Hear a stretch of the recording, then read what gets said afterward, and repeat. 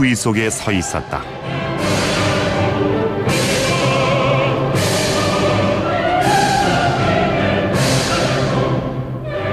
(400명에) 달하는 성가대의 노랫소리가 노트르담 대성당에 울려 퍼졌다.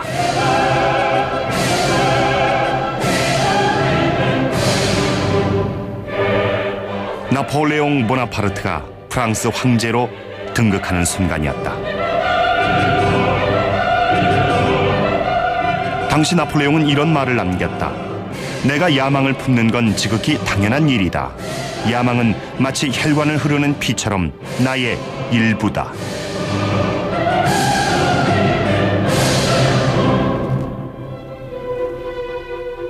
(1804년 12월 2일) 35살이던 나폴레옹은 최고가 되려던 자신의 꿈을 실현한다.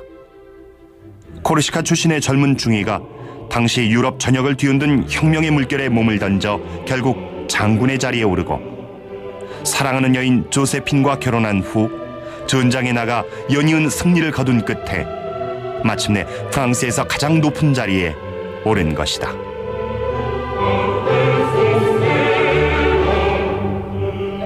There's this young Corsican bringing whole empires toppling, kings losing their thrones, causing this magical belief in him.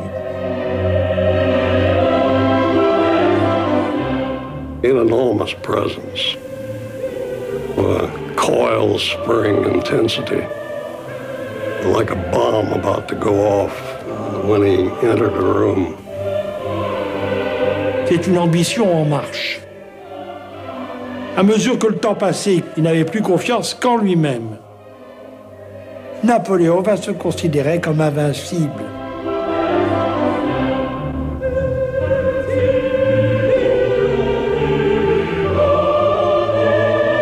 나폴레옹은 스스로 황제에 등극했다.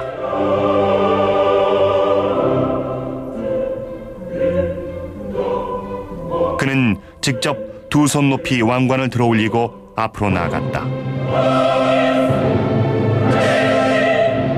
그리고 자신의 머리에 왕관을 씌웠다.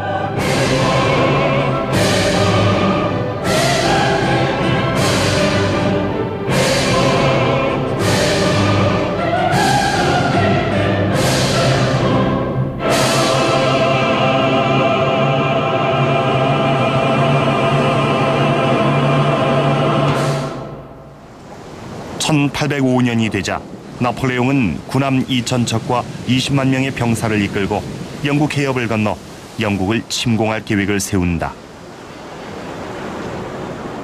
맞서인 프랑스와 영국이 유럽 대륙의 지배권을 놓고 또다시 전쟁을 벌이게 된 것이다. I think Napoleon reckoned that if he got across the Channel, his chances would have been excellent. And he was probably right. We had no army, we had a pathetic army, and Napoleon seemed to be invincible. As he said, if I am master of the Channel for 6 hours, I will be master of the world. 나폴레옹은 아내 조세핀에게 런던에 데리고 가겠다는 말을 하기도 했다. 자신들의 대관식을 영국에서도 거행하고 싶었던 것이다. 한편 영국인들은 나폴레옹이 날아서 영국 해협을 건너거나 바다 밑으로 터널을 팔 수도 있을 거라고 불안해했다. 도깨비라고 불리던 나폴레옹이 마음만 먹으면 쳐들어올 수 있다고 생각했던 것이다. We despised him, and the cartoons at the time were incredibly vicious.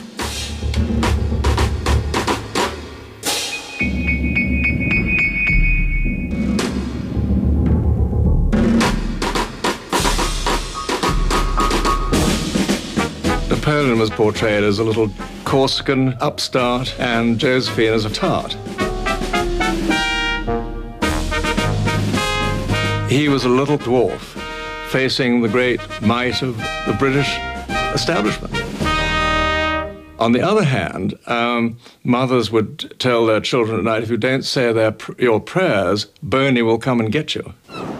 그러나 육지에선 나폴레옹의 군대가 최고였지만 나폴레옹의 함대는 바다에선 당시 세계에서 가장 강력한 함대를 보유한 영국의 적수가 되지 못했다. The Royal Navy was always there, and Napoleon says at one point, in despair, wherever I went, I always found the Royal Navy. And by August of 1805, he realized that the invasion of England was just not on.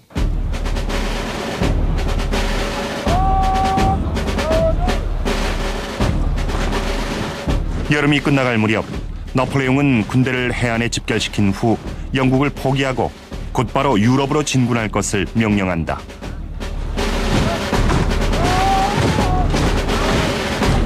당시 오스트리아와 러시아는 나폴레옹에 대항하기 위해 영국과 동맹을 체결한 상태였다. 그리고 오스트리아군을 지원하기 위해 이미 수만 명의 러시아군이 이동을 시작한 후였다. 사실 그들의 싸움은 10년 전에 시작된 것이었다. 프랑스에서 혁명의 불길이 타오를 때 유럽의 군주들은 프랑스 혁명을 막으려 했던 것이다. Napoleon inherited this extraordinary dynamism left over from the French Revolution. Everybody who had a crowned head, they thought, well, you know, what happened to Louis XVI might happen to him. Napoléon représente la révolution et l'expansion révolutionnaire. Non seulement l'expansion territoriale de la Révolution, mais l'expansion des idées révolutionnaires. Napoléon, il vient en Europe avec ses baïonnettes, avec ses épées, mais aussi avec le code civil.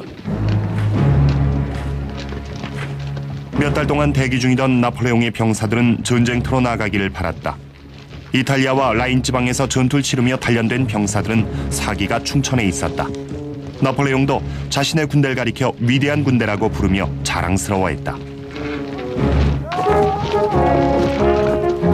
그들은 유럽에서 가장 강한 군대였다. 날이 밝아올 무렵부터 어두워질 때까지 거의 쉬지 않고 행군할 수 있을 정도였다.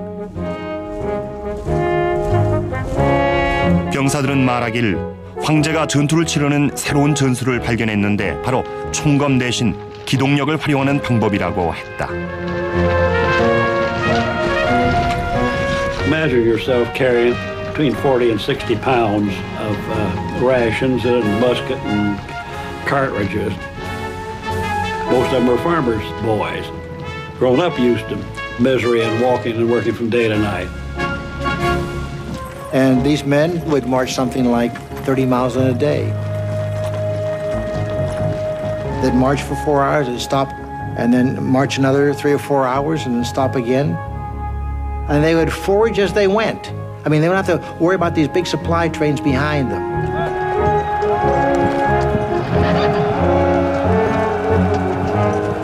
나폴레옹의 군대는 아주 특별했다. 멋진 군복 덕분에 병사들은 자신들이 강인하고 용감하다고 느꼈고 또 그로 인해 전쟁의 잔혹함을 잊곤 했다. 그들은 프랑스의 영광을 위해 싸웠고 자신들의 황제에게 충성했다. Napoléon était très populaire parmi les soldats. Il avait développé une espèce de culte de l'empereur. Napoléon était certainement très habile dans la capacité de s'adresser aux personnes simples et notamment à ses soldats. Quand il est en inspection ou sur un champ de bataille, il est capable de savoir de mémoire quel officier doit commander quel régiment, quelle division ou quel bataillon et de demander pourquoi cet officier-là n'est pas là alors qu'il devrait être là. Once he said, "Who is the bravest man in this unit?" The officer said, "This man." He took the Legion of Honor off his own coat and stuck it on the soldier's uniform. Can you imagine how that would spread in the army?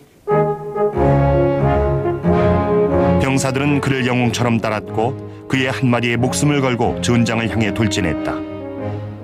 그렇게 세계 최강의 군대는 탄생됐다.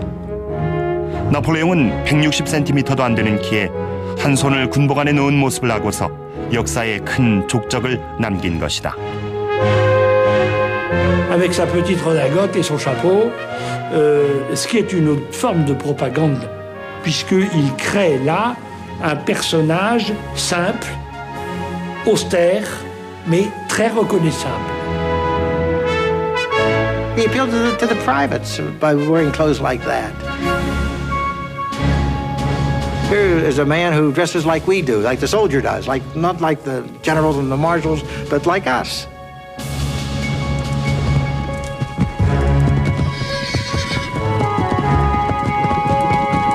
나폴레옹은 병사들을 독려했지만 언제나 자신이 앞장을 섰다. 말을 타고 10시간을 전진했고 말 위에서 끼니를 해결하기도 했다. 그는 병사들처럼 막사에서 잠을 잤는데 8시에 잠자리에 들어 새벽이 오기도 전에 일어나 전술을 구상하고 명령을 내릴 준비를 했다.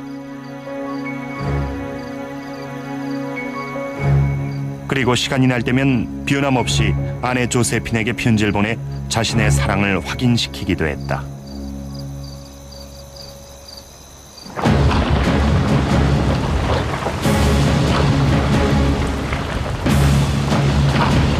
여름이 가고 가을이 오면서 나폴레옹의 군대는 점점 더 유럽 깊숙이 전진에 들어갔다.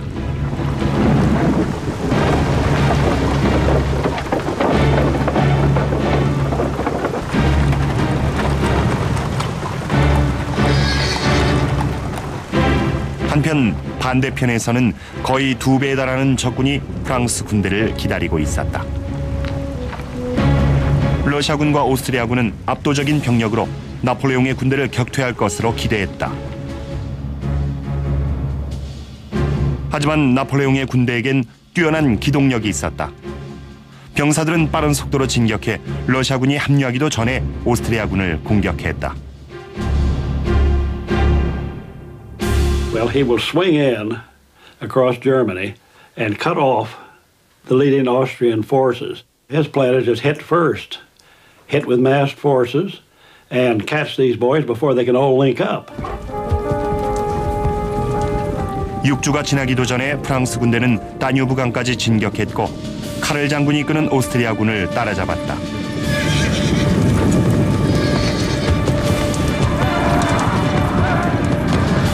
오스트리아 군대는 나폴레옹의 기습에 속수무책으로 당할 수밖에 없었다.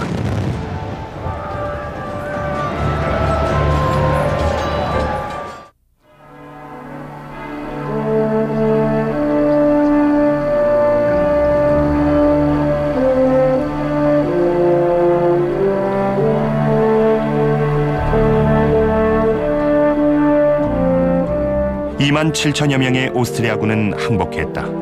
그건 완전한 패배였다. 나폴레옹은 오스트리아군 사령관에게 당신의 황제가 날 화나게 하지 않았다면 나는 영국만 상대할 생각이었소. 하지만 이젠 제국 전체를 무너뜨릴 것이오 라고 말했다.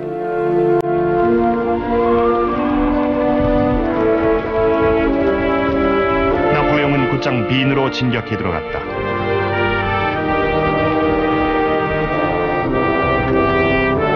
조세핀, 내 일을 끝마쳤소. 빗속에서 추위와 싸우며 8일을 보냈지만 결국 임무를 완수했소. 힘들이지 않고 오스트리아군을 격퇴시켰소.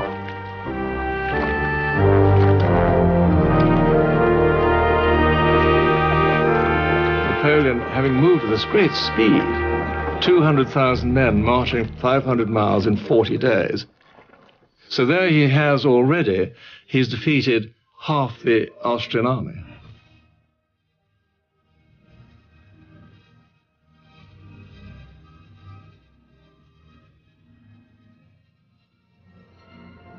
(11월 14일) 나폴레옹이 병사들을 이끌고 오스트리아 제국의 수도 빈에 입성했다.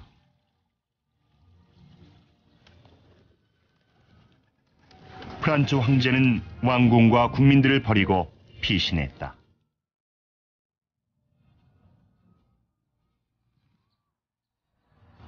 나폴레옹은 군대를 이끌고 빈의 거리를 행진했다. 시민들에게 자신이 프랑스 혁명의 주인공이며 자유의 상징임을 과시하려 했던 것이다. 하지만 한때 그를 경배했던 인물들이 마음을 돌리고 있었다. 베토벤도 그중 한 명이었다. Lorsque Napoléon a décidé de se faire empereur, Beethoven a dénoncé en lui le personnage finalement vulgaire qui faisait comme tout le monde et qui s'abaissait en somme au niveau d'un souverain ordinaire.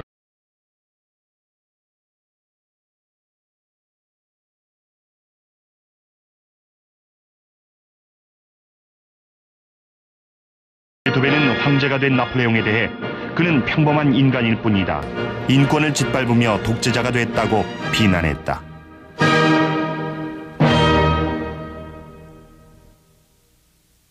불과 2개월 전만 해도 영국 해배에 있었던 나폴레옹은 승승장구하며 빈까지 손에 넣었지만 그에게도 위기가 찾아온다.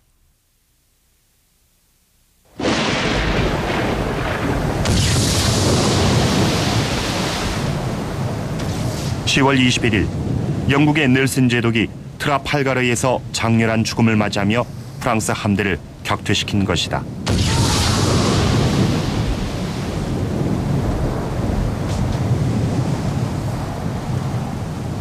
영국은 위대한 제독을 잃었지만 프랑스가 다시는 영국 해군에 대항하지 못하게 만들었다.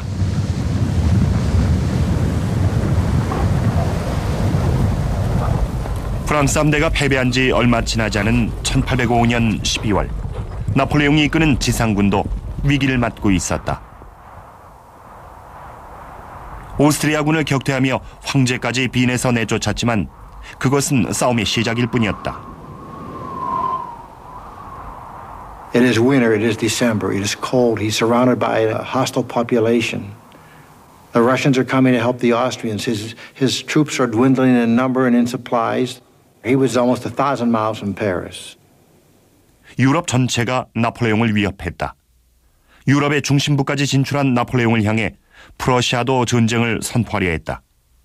11월 22일 마침내 러시아군이 오스트리아군과 합류하면서 러시아 오스트리아 연합군은 9만 명에 달하는 병력으로 7만 5천의 프랑스 병력을 압도했다.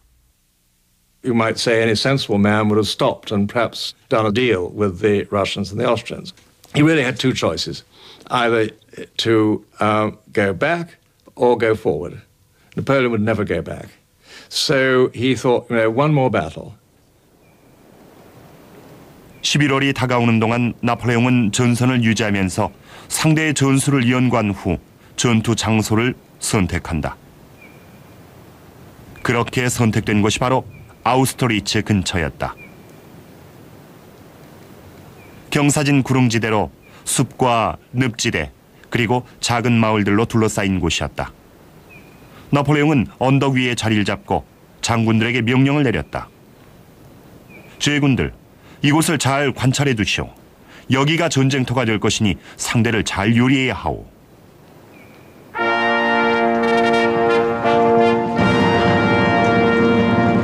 그 상대는 다름 아닌 7만 명의 러시아 군대로 러시아의 황제 알렉산드르 1세가 직접 군대를 이끌고 있었다.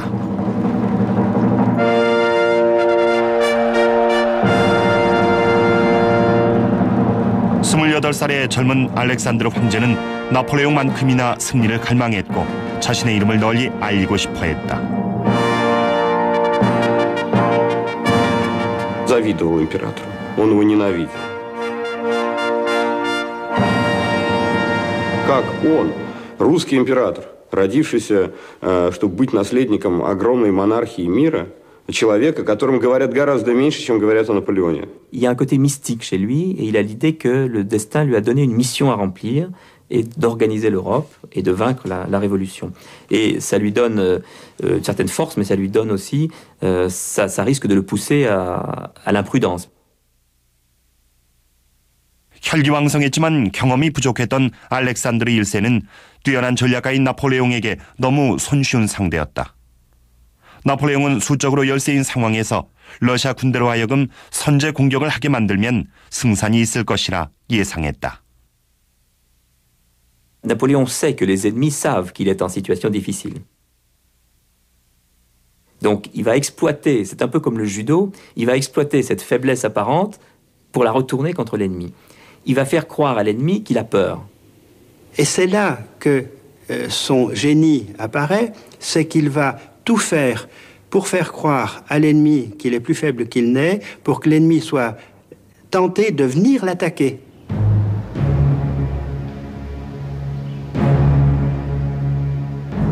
아우스트리츠 전투가 벌어진 곳엔 프라첸 고원이 위치하고 있다. 나폴레옹은 당시 이런 말을 남겼다고 한다. 나는 적군을 막고 싶다.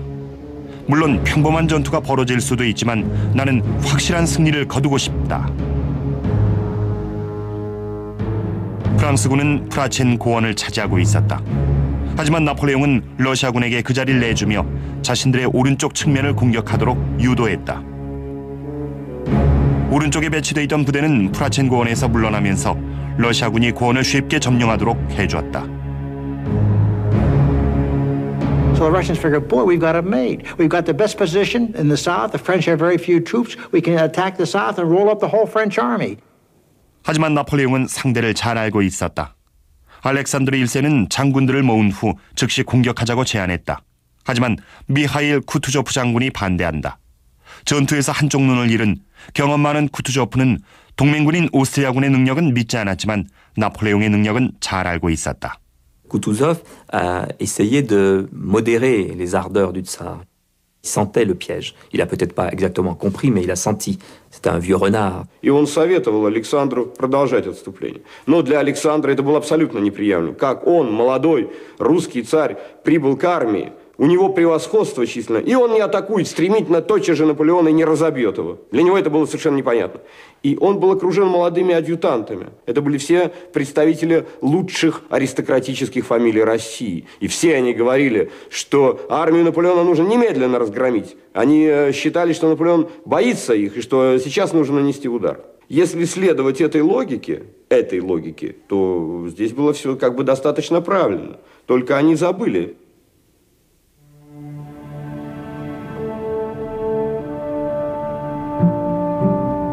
전투가 개시되기 전날 밤, 나폴레옹은 평소처럼 양파를 곁들인 튀긴 감자로 저녁 식사를 했다. 나폴레옹의 병사들도 평소와 다름없이 편안한 저녁을 보내고 있었다. 나폴레옹은 잠시 부대를 돌아보면서 직접 대포까지 살펴보았다.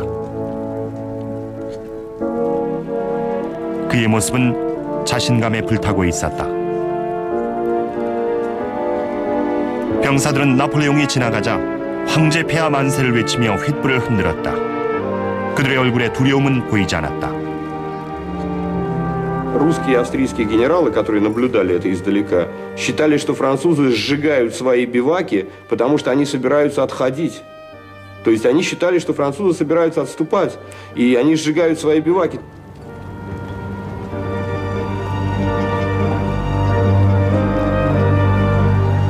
1805년 12월 2일, 나폴레옹이 황제에 오른 지 1년이 되는 날이었다.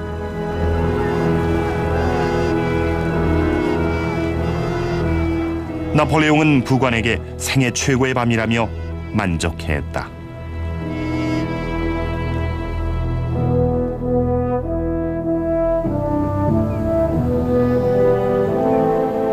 새벽이 되면서 짙은 안개가 밀려왔다. 프라첸 고원은 마치 섬처럼 안개 위로 머리를 내밀고 있었다.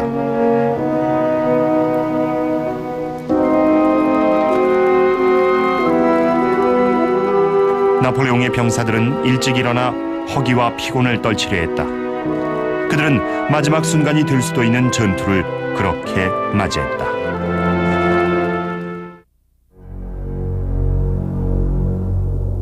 프라첸 고원 위에 자리 잡은 알렉산드르 1세는 더 이상 참지 못하고 아래쪽에 위치한 나폴레옹 군대의 오른쪽을 공격하라고 명령했다. 바로 작은 마을인 텔리츠가 있는 곳이었다.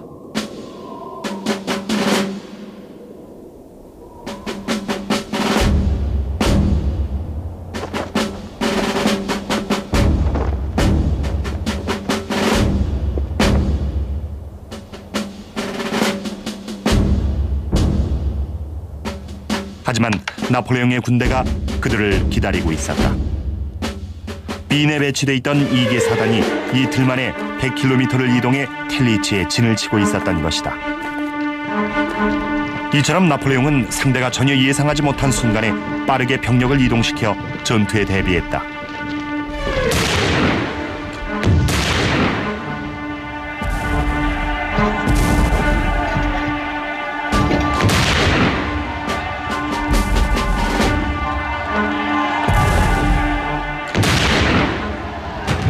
하지만 빈에서 이동한 나폴레옹의 병사들은 오랜 행군으로 지쳐 있었다.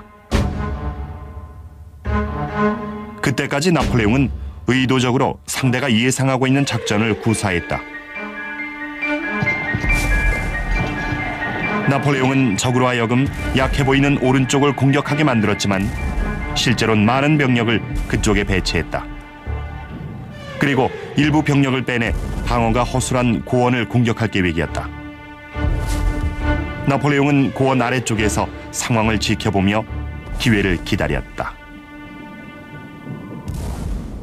나폴레옹의 2개 사단 17,000여 명은 여전히 고원 아래에서 안개 속에 몸을 숨기고 있었다.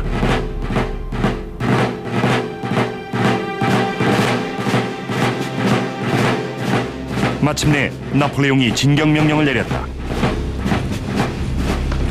적을 무찔러라. 승리는 우리의 것이다. 짙게 깔린 안개 때문에 프랑스 병사들은 천천히 이동했다. 아침이 밝아오면서 나폴레옹의 군대가 그 모습을 드러내기 시작했다.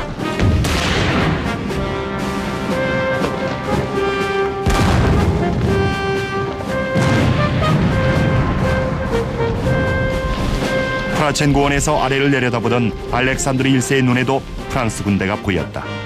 옆에 있던 부관이 폐하, 저들은 마치 지옥에서 걸어나오는 것 같습니다 라고 공포에 떨며 소리쳤다.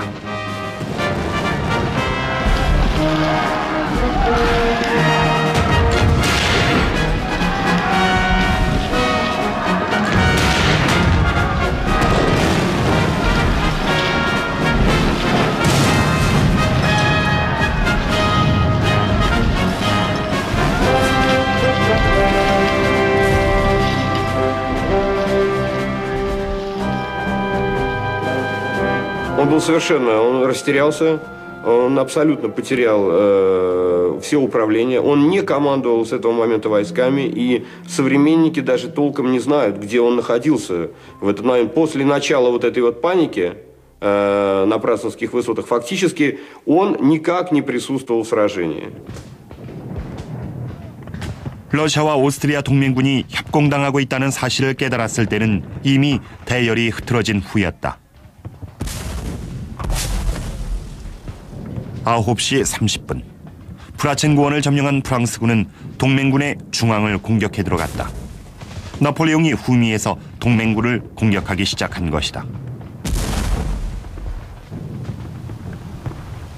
오후 5시, 아우스트리츠엔 정막이 감돌았다.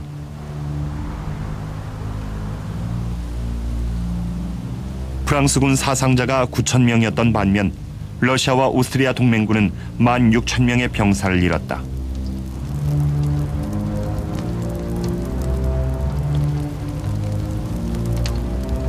결국 알렉산드르 1세는 퇴각을 명령했다. 하지만 오스트리아 황제 프란츠 1세는 코르시카 출신의 왜소한 체구를 가진 나폴레옹과의 굴욕적인 평화협정에 서명해야만 했다.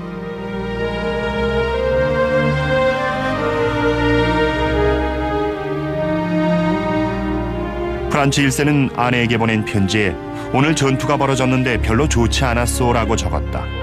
반면 나폴레옹은 조세핀에게 2명의 황제가 이끄는 러시아와 오스트리아군을 격투했소라고 적힌 편지를 보냈다.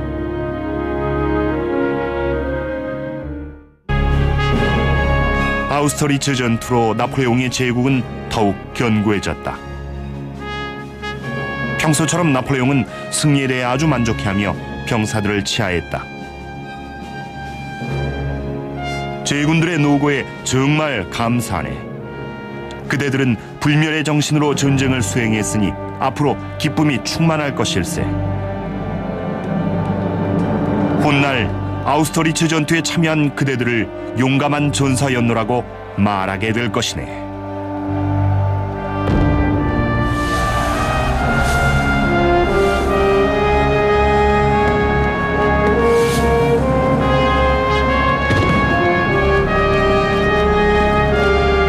승리는 프랑스 국민들을 단결시켰고 마침내 평화가 찾아온 것 같았다.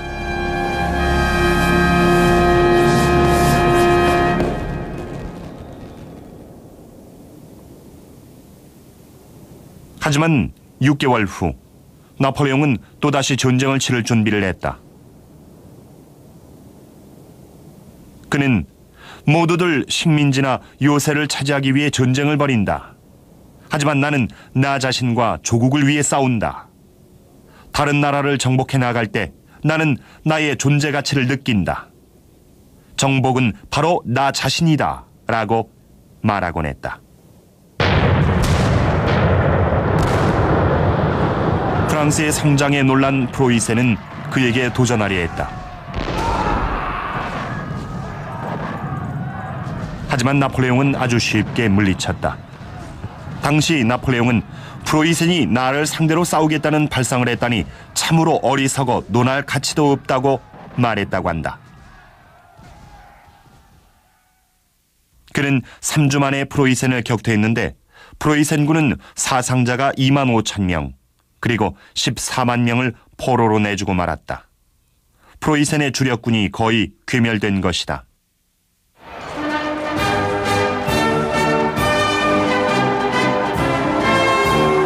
나폴레옹은 베를린에서 마르세유까지 혁명, 평등, 특권 폐지를 주창하며 개선 행진을 냈다.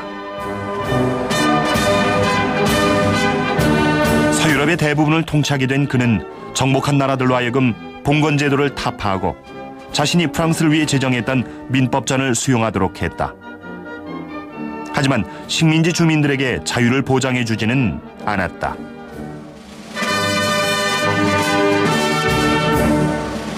나폴레옹은 이런 말을 남겼다. 모든 인간에게 자유가 허용되지 않는다는 것을 깨달았다. 자유는 하늘이 고귀한 품성을 부여한 소수의 집단에게만 주어지는 것이다.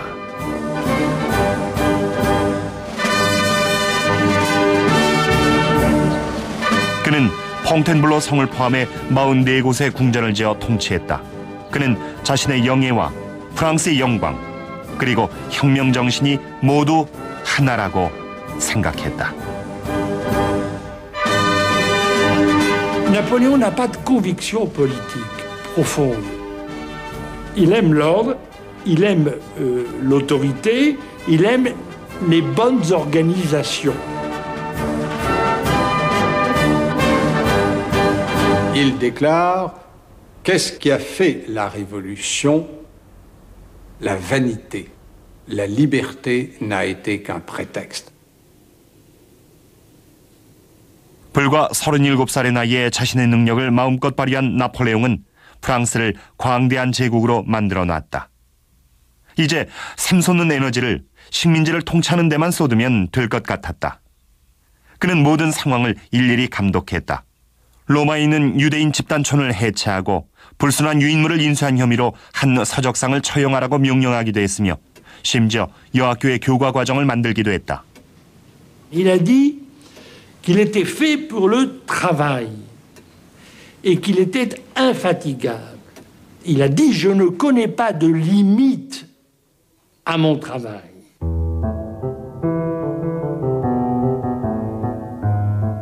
La journée de Napoléon est une journée remplie 24 heures sur 24. Il n'a pas besoin de beaucoup de sommeil et surtout, il a la possibilité de dormir par petites étapes, par petits morceaux. Il dormait à volonté, assis sur une chaise, 10 minutes, 5 minutes. C'était sa grande force. Il commandait même au sommeil. Il commandait à tout. Napoléon sait à tout moment l'état de ses finances, l'état de son administration, l'état de son armée. Rien ne lui échappe et il délègue pratiquement jamais. Il gérait les plus infimes détails et il intervenait très souvent dans les problèmes administratifs de l'ensemble de l'Empire. Il a une fabuleuse mémoire, il comprend très vite tout ce qu'on lui explique, il a donc un grand esprit d'analyse. Il était capable d'embrasser plusieurs problèmes en même temps et de dicter des lettres différentes avec une très grande rapidité, en sorte que les secrétaires n'arrivaient pas toujours à suivre. 코르시카 출신의 나폴레옹은 자신의 형제들까지 왕족으로 만들었다. 루이는 네덜란드의 왕이 됐고 조제프는 나폴리, 제롬은 베스트팔렌의 왕위에 올랐다. 나폴레옹은 나의 왕조를 굳건히 하려면 가족의 도움이 필요하다. 만일 공적에 따라 왕위를 분배했더라면 다른 방법을 사용했을 것이다 라고 말하기도 했다. 누이인 캐롤린은 여왕으로, 폴리는 공주로, 엘리사는 공작 부인이 됐다. 그리고 자신의 어머니에겐 마담 메레라는 칭호를 헌사했다. Napoléon aura toujours beaucoup de révérence pour sa mère. Il sera toujours le fils de sa mère, même quand il sera empereur. C'était une femme qui avait été très étonnée par la réussite de son fils et qui avait peur que les choses ne durent pas. On raconte qu'elle disait toujours « pourvu que ça dure », avec son accent corse, « pourvu que ça dure ».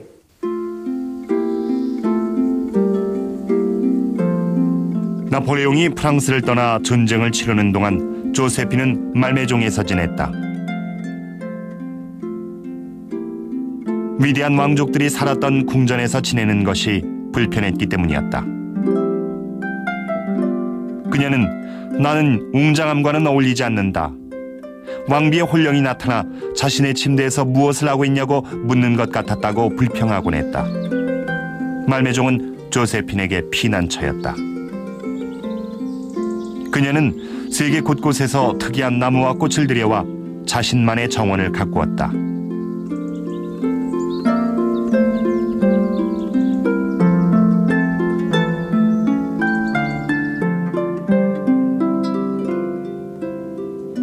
나폴레옹은 조세핀에게 더 이상 관능적인 매력을 느끼진 않았지만 여전히 그녀를 깊이 사랑하고 있었다.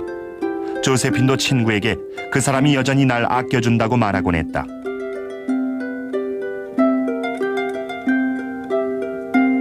Napoléon a trouvé en Joséphine une femme qui réalisait tous ses souhaits. Elle a tenu son rôle d'impératrice d'une manière admirable. Elle le complétait. Comme Napoléon disait, moi je gagne des guerres et elle gagne les cœurs. 조세핀은 나폴레옹과 종종 말다툼을 하긴 했지만 그 어느 때보다도 그를 사랑했다. 나폴레옹은 그녀가 옷을 사는데 1년에 100만 프랑을 지출한다며 못마땅해했던 반면 조세핀은 나폴레옹의 정부들을 질투했다. 나폴레옹은 식사할 때처럼 사랑에 있어서도 빠르게 상대를 바꾸었다. 그는 정부들에게 난 권력을 사랑하오. 그러니 내 사랑을 차지할 생각은 마시오 라고 말하곤 했다. 나폴레옹은 조세핀이 왜 질투를 하는지 이해하지 못했다. 그는 조세핀이 상황을 너무 심각하게 받아들인다. 내가 사랑에 빠질까봐 불안해하는데 내가 사랑 따위에 관심이 없다는 걸 왜 모르는 것일까? 라며 반문하곤 했다. 1806년이 저물어갈 무렵 나폴레옹은 여전히 전쟁을 치르고 있었다. 오스트리아와 프로이센은 항복했지만 아우스트리츠에서 상대했던 러시아와 강력한 해양 국가였던 영국이 여전히 건재했다. 그는 영국에 경제 제재를 가했는데 유럽 국가들이 영국과 무역을 하지 못하도록 봉쇄 조치를 취한 것이다. 그리고 러시아를 물리치기 위해 군대를 이끌고 폴란드로 향했다. Napoleon's justification is you have to take the war to your adversaries and you have to defeat them, whatever it takes. So going out to the far reaches of Poland, if that's what it takes to get the Russians to capitulate, that's what he's going to do.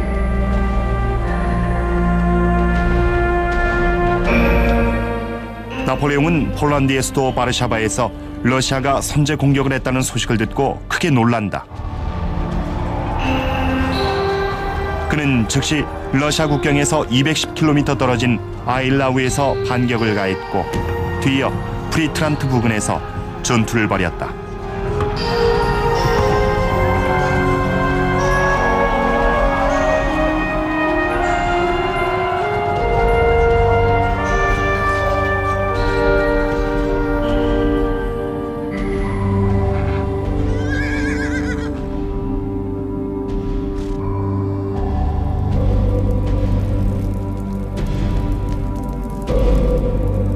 번의 전투에서 모두 7만 명의 프랑스와 러시아 병사들이 목숨을 잃거나 부상을 당했다.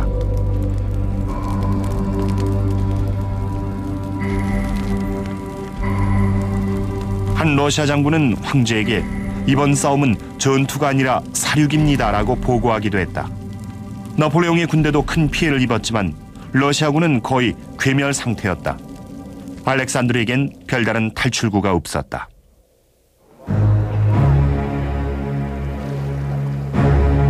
(1807년 6월 25일) 러시아 황제 알렉산드르는 프랑스의 황제와 평화조약을 맺기 위해 서부 국경에 위치한 틸시트로 향했다. 두 사람은 지위가 동등하다는 의미로 러시아와 유럽의 경계인 니멘강의 정중앙에 정박시킨 뗏목에서 만났다.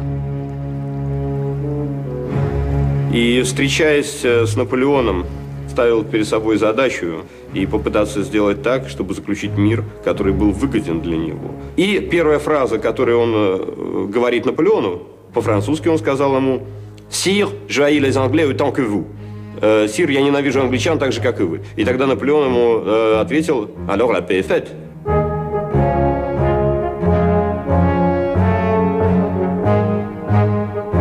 나폴레옹이 제시한 조건은 관대했다. 러시아 영토를 요구하지 않은 것이다. 러시아 황제는 그에 대한 답례로 프랑스와 동맹을 맺고 영국과의 무역을 중단하는 데 동의했다. Наполеон хотел этого союза, и он был готов ради этого союза многим пожертвовать. Дружбу с могущественной империей, и Франция, и Россия – две мощные империи, которые заставят англичан, наконец, заключить мир, которые установят в Европе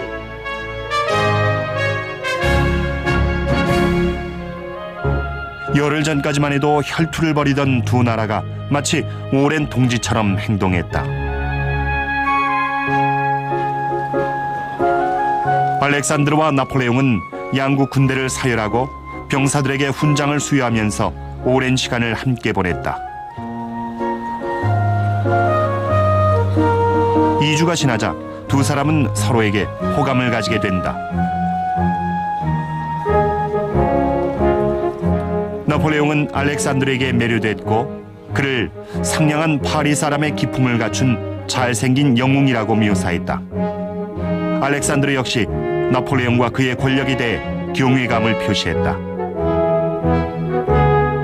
두 사람이 작별 인사를 나눌 때 나폴레옹은 알렉산드르를 동맹자로 만들었다고 확신했다.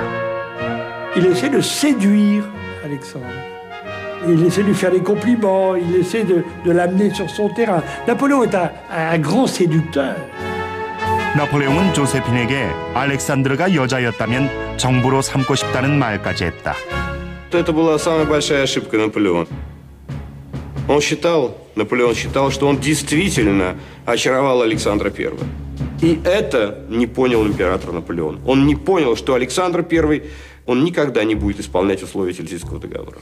Но для Наполеона подписание договора в Тильзите казалось ему самое радостное время в его жизни, в его империи. Он вернулся в Париж в конце июля 1807 года в окружении необычайного восторга.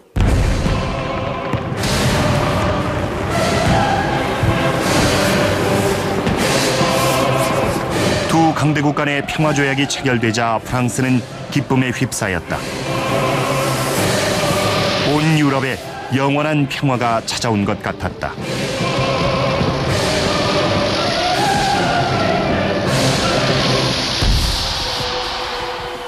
(1807년) 나폴레옹은 대서양 연안에서 러시아의 대초원 그리고 북해에서 지중해에 이르는 대제국을 건설했다. 그는 7천만 명에 달하는 프랑스, 이탈리아, 네덜란드, 독일, 폴란드 국민들을 통치했다.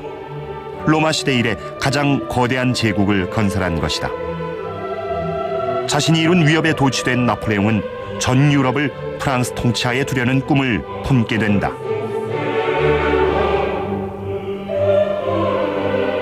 The defeat of Russia and Prussia was so spectacular. Napoleon was stunned by the success. He never visualized such success. And he began to think, my God, I can do anything.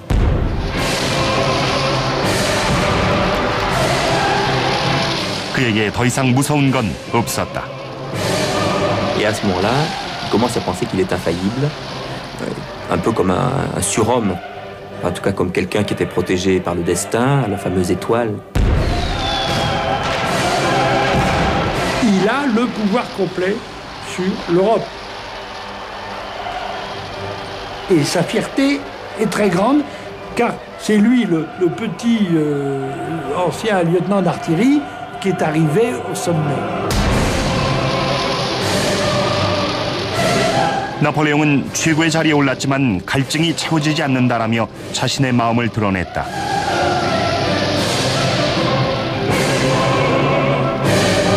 결국 38살의 나이에 거의 전 유럽을 통치하게 된 그는 권력에 도취돼 또다시 정복에 나선다. 하지만 바로 그것이 치명적인 실수였다.